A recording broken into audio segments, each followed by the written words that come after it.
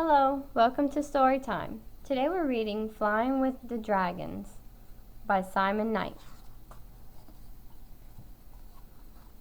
Once there was a boy named Luke who loved dragons. He would spend hours studying their scaly skin and extra long tails in all sorts of books.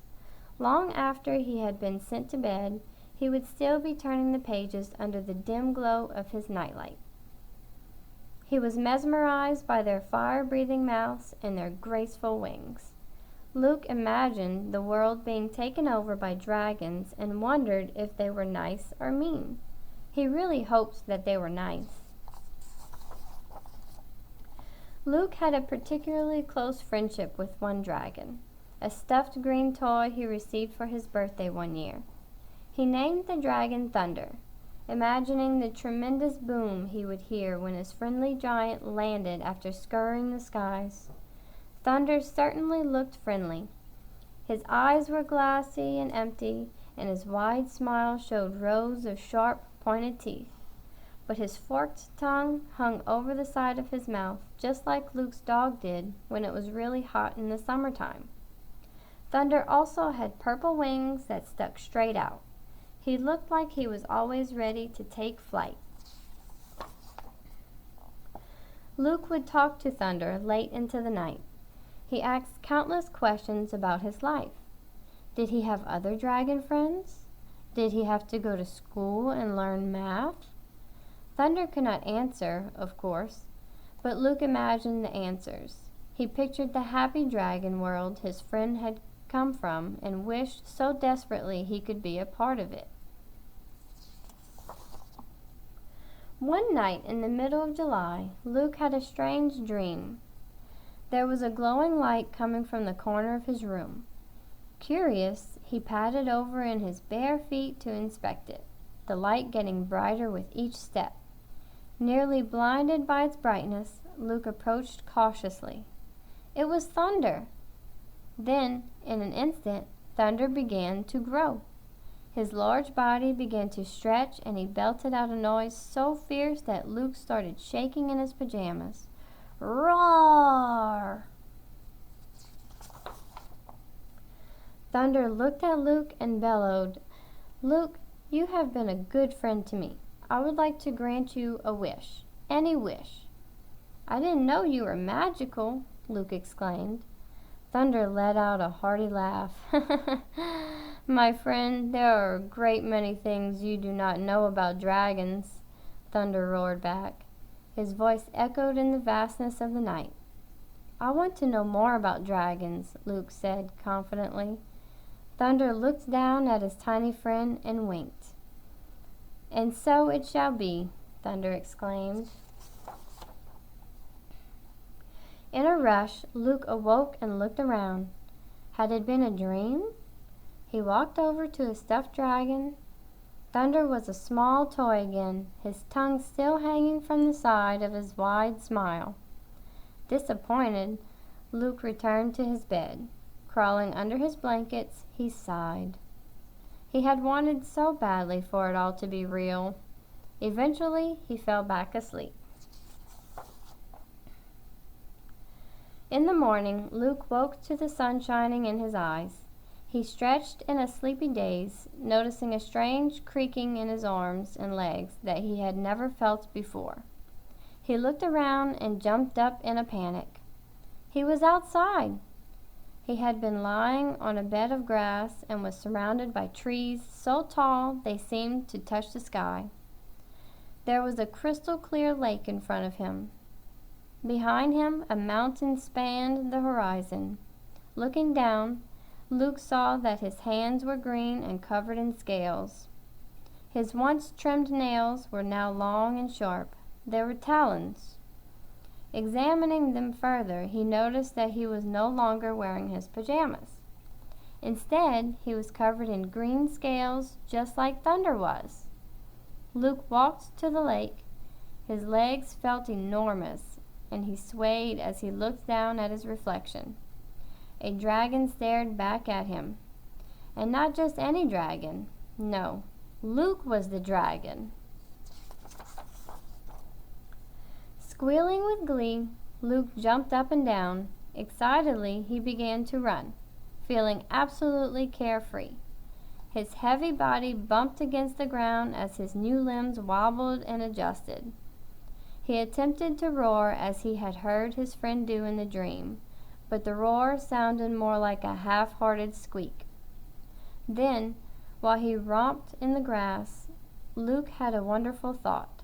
I can fly!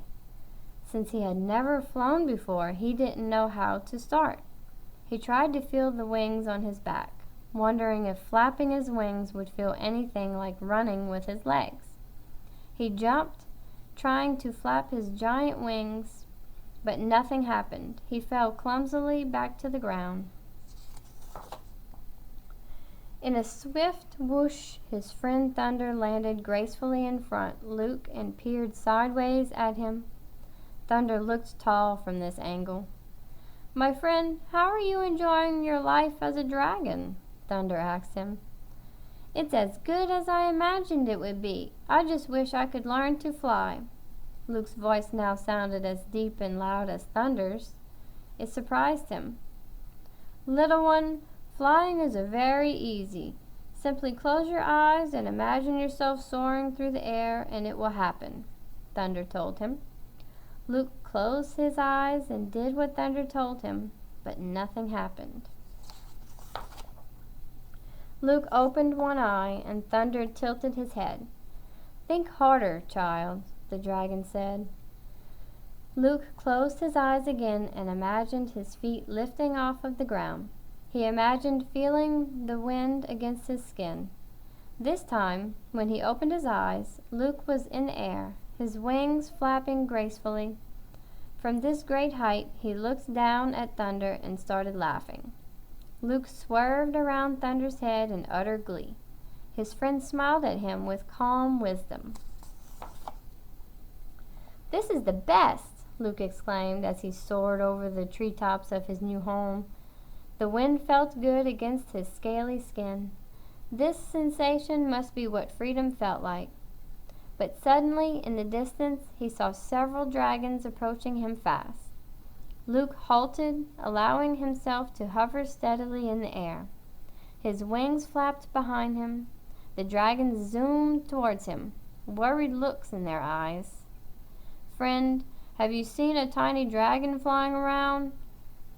One just a bit smaller than you? The eldest dragon asked. Luke shook his head. I have not, sir, he told them. The other dragons sighed heavily. Their eyes continually raked the ground. My son, he has gone missing. We have been looking for him all day. No one seems to know where he has gone, the eldest dragon said. Wait, you're a young dragon. You are sure to know where another young dragon might want to go. Would you be so kind as to help us find our baby? A female dragon said to Luke. Luke felt pride well up inside him. I would be happy to help, Luke said. The dragons looked at him thankfully. Their tired eyes and furrowed brows relaxed a bit. Excellent! See that volcano in the distance there? The eldest dragon asked. Luke turned to see a large volcano scaling the horizon. Meet us there if you find him. We will be eternally grateful. In a flash, the dragons took off in the direction of the volcano. Luke hesitated for a moment. He was in a strange world, just getting used to his new body and life as a dragon. In his mind, he was still a little boy. But little boys and little boy dragons must have some things in common, right? Luke tried to imagine what he would do if he had all this space to roam around. He pictured himself playing with his dragon toys in his room. Luke's face suddenly lit up. He had an idea. He flew closer to the ground, scanning the landscape. The treetops tickled his stomach as he swooped closer to the earth. He passed forests and rivers and saw herds of cattle. He noticed that he was approaching a small village. Upon reaching it, he heard a scream. From his position directly overhead, Luke saw a tiny dragon chasing the villagers as they ran, and laughing merrily at the game. Luke could see from his wagging tail that he did not understand how frightened the villagers were, or that they did not want to play. The little dragon squealed in delight as a man looked at him in terror. Luke landed in the center of town and ran over to the tiny dragon. "Your family has been looking for you," Luke said to him. The tiny dragon ran over to Luke, panting with excitement. "I wanted to play with the humans," he said gleefully. Luke smiled at the young one. "They don't know you're playing. Look how scared they are. You don't want the villagers to be afraid of you." The young dragon around, saw that Luke was right, and instantly felt ashamed. "I didn't mean to scare them," he said. "It's okay. You didn't understand. You see, humans are different from dragons. You can't play with them in the same way." The young dragon nodded. "Now, let's see your parents. They have been really worried about you." The two small dragons flew to the volcano and found the young dragon's family, as well as Thunder. The little dragon ran to his parents and they embraced tenderly. This reminded Luke that his parents would be just as grateful for his return. He was instantly homesick. The family was thankful for Luke's help, showering him with praise. They promised that he would be welcome to visit their land any time. Luke yawned. So much excitement had made him sleepy. Thunder approached him. "You make an excellent dragon, my friend." Thunder's voice boomed. "But you know that you are meant to be a boy, not a dragon." Luke nodded. Being a dragon was fun, but he was a boy at heart. "It's time for you to go home," Thunder told him. "Will you be there when I get home?" Luke asked his friend. Thunder laughed. His laugh sounded like actual thunder. Luke wondered if the thunder he heard during storms was actually caused by the belly laughs of dragons. He hoped so. "Friend, I will be there waiting for you when you wake up. I'm not going anywhere. Now, close your eyes, little one," Thunder said nearly in a whisper. Luke obeyed. When Luke woke up, he was once again in his bed in his own room, safe at home.